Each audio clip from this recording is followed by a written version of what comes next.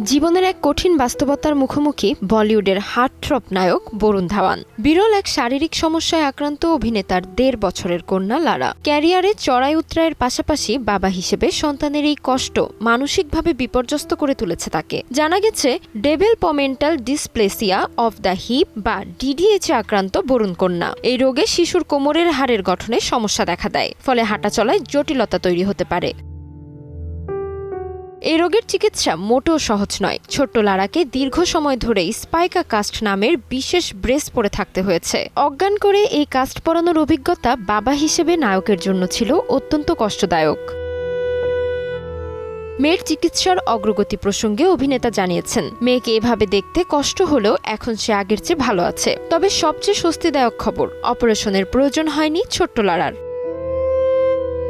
সন্তানের অসুস্থতা আর ক্যারিয়ারের চাপ সব মিলে কঠিন সময় পার করছেন বরুণ ধাওয়ান। তবে একজন বাবা হিসেবে তার লড়াই অনুপ্রেরণা যোগাচ্ছে অনেককেই। তাসমিলা খান, সময় সংবাদ, ঢাকা।